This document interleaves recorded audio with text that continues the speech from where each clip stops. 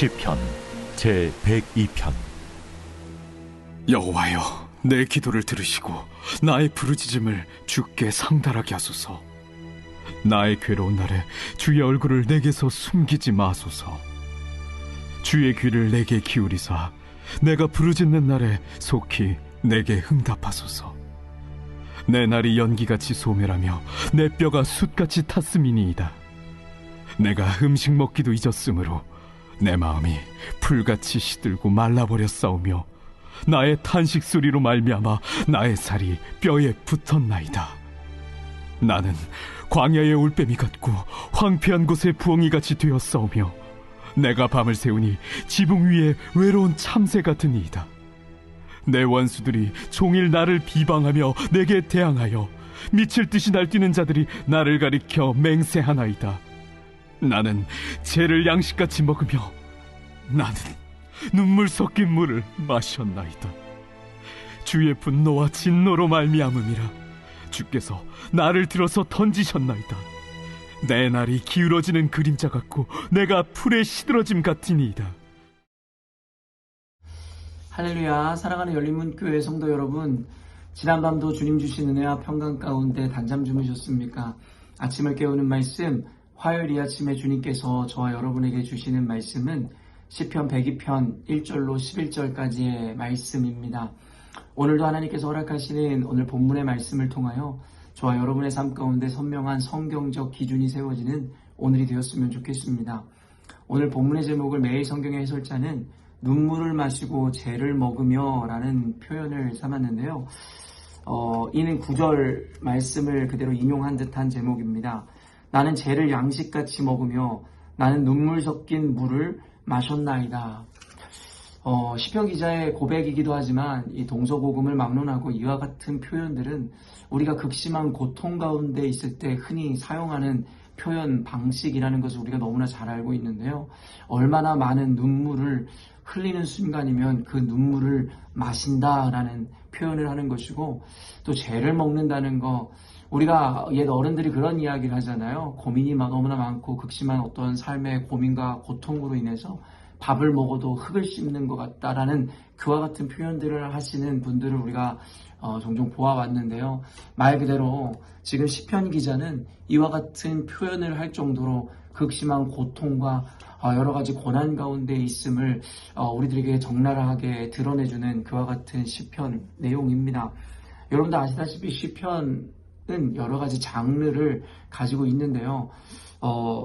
이 제왕시라든가 감사시, 찬양시라든가, 그리고 오늘 같은 시편의 어떤 장르는 탄원시라는 장르로 우리가 구분을 하게 되는데요. 찬양시라든가 감사시는 말 그대로 하나님께 찬양을 올려드리고 또 감사를 고백하는 것이고, 제왕시라 하면 왕의 노래라고 할 수 있는 그와 같은 의미를 갖고 있는 시편 장르인데요. 이 시편에는 이 탄원시 장르도 굉장히 많이 포함되어 있음을 우리가 알고 있습니다. 그리고 이 탄원시에는 여과 없이 시편 기자가 겪는 고통이라든가 고난, 그 슬픔과 아픔을 여과 없이 하나님 앞에 드러내는 그와 같은 시편의 장르가 이 탄원시 장르이라고 우리가 볼 수 있는데요. 방금 이야기했다시피 이 탄원시 장르의 이 탄원시에는 여러 가지 시편 기자가 겪는 어려움들과 고통으로 인해서 이 하나님 앞에 그 고통과 아픔을 토로하는 장면, 또 그들을 건져내어 주심을 간구하는 내용들을 내포하고 있습니다. 오늘 시편에는 구체적으로 이 시편의 기자가 어떤 고통과 고난 가운데 있는지는 그 이유에 대해서 선명하게 밝히고 있지는 않지만, 오늘 본문에 나오는 여러 가지 은유와 비유들, 또 시편 기자의 표현들을 볼 때에 그가 감당하기 어려울 만큼, 사실은 살아 숨쉬는 것 자체가 버거울 만큼 굉장히 극심한 고통 가운데 있음을 볼 수 있다라는 것이죠. 저는 예전에 이런 시편 기자의 어떤 이와 같은 탄원시 장르의 시들을 읽으면서 사실은 그때 당시에 제가 가지고 있었던 신앙관념으로는 도무지 이해할 수가 없었습니다. 어려서부터 나름의 신앙에 열심을 갖고 있었던 저는 어떤 고통이나 위기가 와도, 그리고 고난이 와도 그것을 이를 악물고 이기고 견디고 그것을 찬송으로 바꾸어야 한다라는 그와 같은 열심과 개념을 가지고 있었습니다.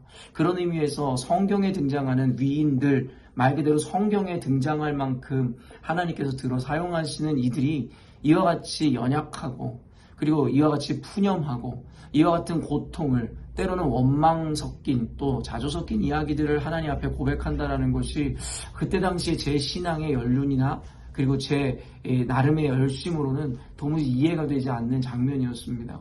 그런데 저 역시도 그 시절을 벗어나 나이를 먹게 되고 단순히 혈기가 넘치던 어떤 신앙의 열심의 순간들을 벗어나 여러 가지 신앙적인 어떠한 경험들과 체험들을 가지면서 단순히 그때 가지고 있었던 그와 같은 혈기 넘치는 그리고 스스로 의로움에 빠져 있었던 그와 같은 신앙의 관념으로는 도무지 이해할 수 없는 일들이 우리의 신앙의 삶의 과정 가운데 일어남을 깨닫게 되었습니다. 그러면서 그 젊은 시절에는 이해가 되지 않았던 이런 탄원시라든가 이와 같은 하나님 앞에 고통을 토로하는 기자들의 그 심정이 이해되기 시작했고 그리고 결코 하나님께서는 이와 같은 자들을 어리석다 이야기하거나 이와 같은 자들을 믿음 없다 말씀하시는 분이 아니다라는 것을 깨닫게 되었다라는 것입니다.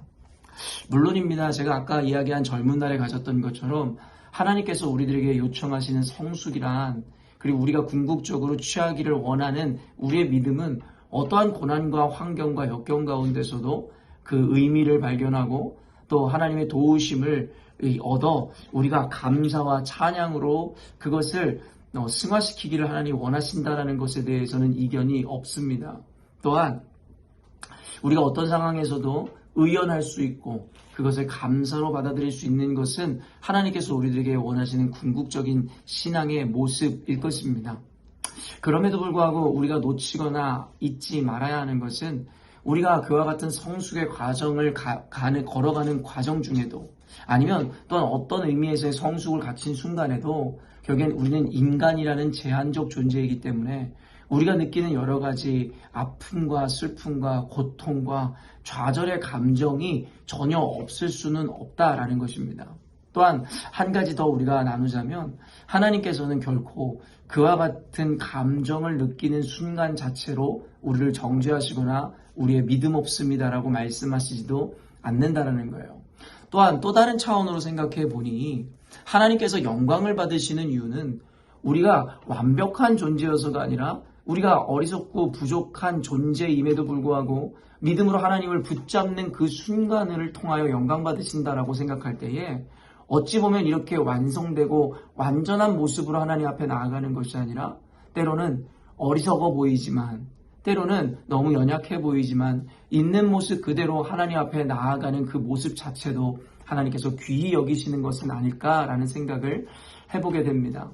지난 주일에 제가 그 하나님 아버지에 대한 이 설교의 내용들을 여러분과 함께 나누었는데요. 아버지라는 존재는 자식에게 항상 완전함을 요구하는 존재여서는 안 된다라는 것을 우리는 너무나 잘 알고 있죠. 당연히 아이들이 완전할 수도 없고 말입니다. 그런데 그 아이에게 완전과 완벽만을 요구한다면 완전할 수 없는 그 아이로서는 아버지와의 관계 가운데 얼마나 숨이 막히고 얼마나 고통스러울까요? 자신은 여러 가지 환경과 상황으로 인해서 힘들고 벅차고 아버지가 요구하는 그 모든 것을 드러낼 수 있을 만한 능력도 없는데 말입니다. 근데 끊임없이 그 부모가 그 아이에게 완전과 완벽을 요구하고 있다면 그 요구 가운데 응하지 못하는 아이는 그 부모와의 관계 가운데 여러 가지 고통과 괴리를 느낄 수밖에 없다는 거죠. 그렇기 때문에 우리 하나님 아버지는 그와 같이 우리에게 완전과 완벽을 요구하시는 분이 아닙니다. 그저 우리의 참된 아버지, 부모이신 하나님께서는 그저 우리가 있는 모습 그대로 때로는 상처받고 그리고 연약함 가운데 있는 모습 그대로 하나님 아버지를 찾았을 때에 결코 그 자녀들을 외면하거나 내치시지 않는다라는 것입니다. 도리어 하나님께서는 그와 같이 자신을 의뢰하는 자들, 자신을 찾는 자녀들의 모습을 어여삐 여기시고 긍휼히 여기시고 그들에게 그 사랑을 비춰 보여주시더라는 것이죠. 늘 여러분에게 예로 들듯이 하나님께서 다윗을 하나님 당신의 마음에 합한 자라고 이야기했었던 그 이유도 우리가 아다시피 다윗이 완벽한 신앙인이었기 때문이 아니라는 것입니다. 다윗은 시편의 여러 가지 고백과 또 이 사무엘서라든가 이 말씀들을 통해서 우리에게 내비쳐 보여주듯이 그 역시도 어리석고 때로는 연약하며 심지어는 우리조차도 쥐지 않을 만한 죄를 짓는 연약한 존재였다라는 거예요. 그래 다윗이 여러분 하나님의 마음에 합했다라는 것은 단순히 그의 완전함 때문이 아니라 그는 가장 사람답기 때문이었다라고 이야기하는 어떠한 저자의 이야기처럼 다윗은 자신의 감정이라든가 자신의 연약함, 심지어는 죄악마저도 하나님 앞에 감추려 하지 않고 그 모습 그대로 하나님 앞에 가지고 나아가 하나님의 도우심과 긍휼을 구했다라는 것입니다. 또한 다윗이 죄를 지었을지언정 그는 그 죄로 인해서 결국엔 나단 선지자를 통해 정죄받았을 때에 하나님 앞에 자복하고 엎드리며 하나님 앞에 진심의 마음으로 회개할 수 있는 믿음을 소유한 자였습니다. 말 그대로 죄가 없어서가 아니라 그 죄에 대해서 하나님 앞에 자복하고 하나님의 도우심과 하나님의 이 용서하심을 구할 수 있는 존재였다라는 것입니다. 그런 의미에서 사랑하는 열린문교회 성도 여러분, 우리가 할 수만 있다면 믿음으로 의연할 수 있었으면 좋겠습니다. 그러나 하나님께서 원하시는 것은 의연한 척을 하는 것이 아니라 의연하기를 원하시는 것이고 우리는 인간인지라 항상 모든 상황에 의연할 수는 없는 존재임을 우리가 알고 있죠. 그때라도 어떤 신앙인들, 특별히 스스로가 믿음 좋다 하는 이들은 어떻게 해서든 이를 악물고 고통스럽고 힘들지만 의연한 척 하려고 하는 순간들이 너무나 많다라는 거예요. 사랑하는 성도 여러분, 다시 한번 이야기하지만 하나님께서는 그와 같이 의연하기를 원하시지 의연한 척 하기를 원하시는 것이 아니에요. 의연할 수 없다면 도리어 상한 마음 그대로, 두려움 그대로, 고통 그대로 하나님 앞에 나아가 하나님의 치료하심과 하나님의 도우심을 구할 때에 하나님께서는 도리어 그것을 우리의 믿음으로, 우리의 성숙으로 보아 하나님께서 영광 받으실 뿐만 아니라 그런 우리들을 도우시려 한다라는 것이죠. 여러분, 그것이 부모의 마음이지 않습니까? 언젠가도 이야기했지만 여러분, 우리 자식 중에 여러분 귀하지 않은 자식이 어디 있겠어요? 근데 그 부모의 마음이 특별히 한 자식을 향할 때가 있는데 그때가 언제예요? 그 아이가 아프고 연약하여 있을 때입니다. 모든 자식이 귀하지만 특별히 자녀 중에 한 명이 감기에 걸리든 어떤 고통 가운데 있을 때 그 아이에게 마음이 더 써지는 것은 어쩔 수 없는 것이겠죠. 그런 관점에서 우리 하나님 아버지의 마음을 우리가 살펴보면 우리가 고통당한다라는 것, 우리가 연약함 가운데 하나님 앞에 나아간다는 것을 하나님께서는 결코 거절하지 않으신다라는 것을 잊지 않았으면 좋겠습니다. 좋은 이야기만 많이 나누면 좋으련만 요즘 같은 시대에 좋은 뉴스라든가 소식이 많지 않은 건 사실입니다. 경제적 어려움이든 삶의 여러 가지 환경과 상황 가운데 나타나는 여러 가지 어려움 가운데서 우리가 그 의연함을 지킨다라는 것, 우리가 늘 하나님께 감사와 찬양을 올려드린다는 것이 참 쉽지 않은 상황과 시대를 우리가 살아가고 있습니다. 그러나 우리가 그렇다고 하여 낙심하거나 우리의 믿음 없음으로 인하여 우리를 정죄할 것이 아니라 그 순간에도 조용히 하나님 아버지 앞에 나아가 보시는 건 어떻겠습니까? 그저 말 그대로 있는 모습 그대로 내가 느끼는 감정 그대로 말입니다. 때로는 우리 앞에 문제가 해결됨으로 우리의 마음이 회복되는 것도 하나의 방법일 수 있겠으나 때로는 현실과 상황은 달라지지 않더라도 우리의 마음을 토로할 수 있는 것만으로도 상당한 위로가 우리에게 임한다는 것을 우리는 너무나 잘 알고 있습니다.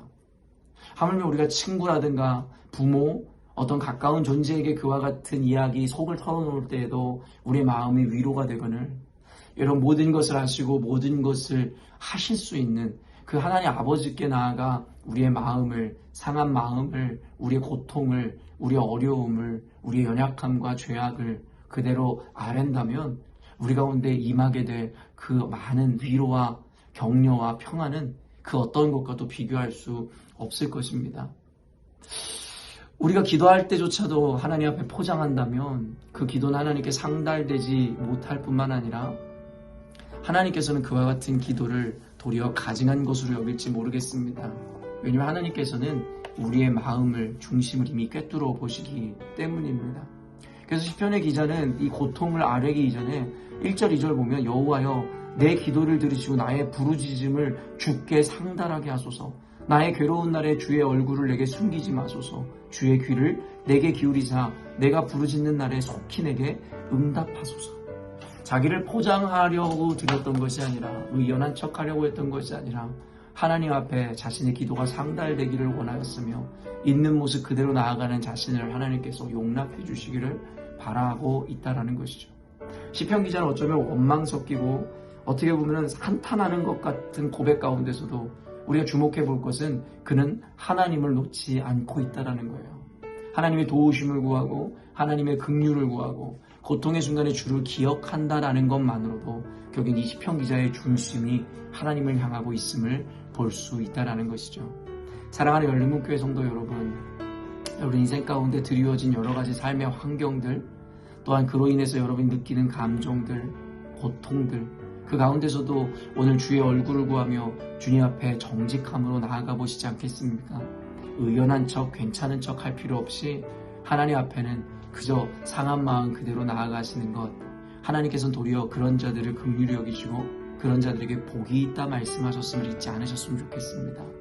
혼자 견뎌내기 버거운 순간이 있다면 오늘 그 마음을 모두 헤아리시는 그 주님 앞에 때로는 눈물로, 때로는 한숨으로, 때로는 분노하더라도 그 주님 앞에 나아가 그 분노를 쏟아내심으로 모든 걸 용납하실 수 있는 하나님 앞에 정직함으로 나아가 우리 안에 놀라운 회복과 하나님의 긍휼과 은혜를 누리시는 오늘이 되었으면 좋겠습니다. 각자가 오늘 전심의 마음으로 또 정직한 마음으로 하나님 앞에 나아가셨으면 좋겠습니다. 함께 기도하겠습니다. 하나님 아버지 감사합니다. 우리가 신앙생활하면서 나름의 열심을 갖는 순간 어느 순간 괜찮은 척, 의연한 척 하는 것이 믿음의 성숙이다라고 착각하는 순간을 맞이하게 되는 것 같습니다.